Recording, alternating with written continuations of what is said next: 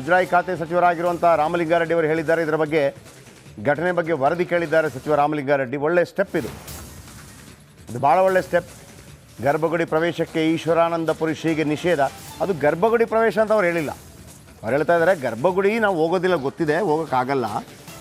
ಯಾಕೆಂದರೆ ಅದಕ್ಕೆ ಅದರದ್ದೇ ಆದೊಂದು ಶಿಸ್ತು, ಅಚ್ಚುಕಟ್ಟು ಅಂತೆಲ್ಲ ಇರುತ್ತೆ, ಮಡಿ ಮೈಲಿಗೆ ಅಂತೆಲ್ಲ ಇರುತ್ತೆ. ಆದರೆ ಪ್ರಾಂಗಣ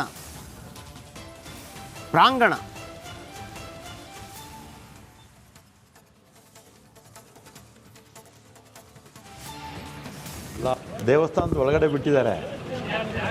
ಎಲ್ಲ ದೇವಸ್ಥಾನಗಳಲ್ಲೂ ಎಲ್ಲ ಜನರನ್ನು ಕೂಡ ದೇವಸ್ಥಾನಕ್ಕೆ ಬಿಡಬೇಕು ಅಂತ ಮೊದಲಿಂದಲೂ ಕೂಡ ಈಗಾಗಲೇ ಹಲವಾರು ದಶಕಗಳಾಗೋಯಿತು ಕಾನೂನು ಬಂದು.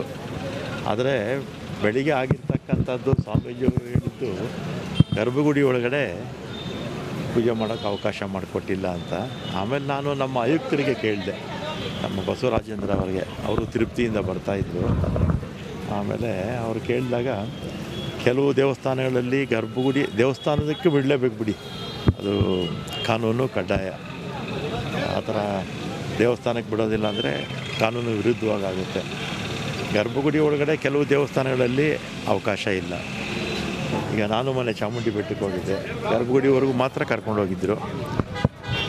ಆಮೇಲೆ ಇನ್ನೂ ಕೆಲವು ದೇವಸ್ಥಾನಗಳಲ್ಲಿ ಗರ್ಭಗುಡಿ ಒಳಗಡೆ ಕೂಡಿಸ್ತಾರೆ, ನಮ್ಮ ಕೈಯಲ್ಲೇ ಪೂಜೆ ಮಾಡ್ತಾರೆ. ಮೊನ್ನೆ ಇದಕ್ಕೆ ಹೋಗಿದ್ದೆ ಶ್ರೀಶೈಲಕ್ಕೆ, ಅಲ್ಲೇ ಗರ್ಭಗುಡಿ ಒಳಗಡೆ ಕೂಡಿಸಿ ನಮ್ಮ ಕೈಯಲ್ಲೇ ಪೂಜೆ ಮಾಡಿಸಿದ್ರು. ಆ ಲಿಂಗನ ಮುಟ್ಟೋದಕ್ಕೂ ಕೈಯಲ್ಲೇ ಮುಟ್ಟೋದಕ್ಕೂ ಕೂಡ ಅವಕಾಶ ಮಾಡಿಕೊಟ್ರು. ಕೆಲವು ದೇವಸ್ಥಾನದಲ್ಲಿ ಆ ರೀತಿ ಸಂಪ್ರದಾಯ ಇದೆ, ಗರ್ಭಗುಡಿ ಒಳಗೆ ಕರ್ಕೊಂಡು ಹೋಗ್ತಾರೆ. ಕೆಲವು ದೇವಸ್ಥಾನದಲ್ಲಿ ಗರ್ಭಗುಡಿ ಒಳಗಡೆ ನಮ್ಮ ಕೈಯಲ್ಲೇ ಪೂಜೆ ಮಾಡಿಸ್ತಾರೆ. ಈ ರೀತಿ ಇದೆ. ಆದರೂ ಒಂದು ವರದಿ ಕೊಡಿ ಅಂತ ಹೇಳಿದ್ದೀನಿ. ಮತ್ತು ಅವರು ಹೋಗಿ ಆಚೆ ಬಂದ ಮೇಲೆ ಇದು ದೇವಸ್ಥಾನ ಎಲ್ಲ ತೊಳೆದಿದ್ದಾರೆ ಅಂತೇಳಿದ್ದು ಅದು ಶುದ್ಧ ತಪ್ಪದು. ಆ ರೀತಿ ಎಲ್ಲ ಮಾಡಬಾರ್ದು. ನಮ್ಮ ಆಯುಕ್ತರಿಗೆ ಹೇಳಿದ್ದೀನಿ, ಒಂದು ವರದಿ ಕೊಡಿ ಅಂತ ಹೇಳಿದ್ದೀನಿ. ದೇವಸ್ಥಾನದ ಒಳಗಡೆ ಬಿಟ್ಟಿದ್ದಾರೆ.